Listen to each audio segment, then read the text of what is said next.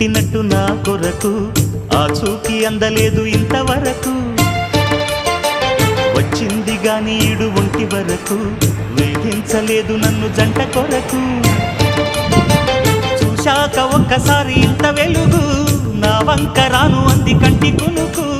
ఈ అల్లరి గారడి నీ లీల అనుకోనా నీ పేరు ప్రేమ అవునా ఇవాళే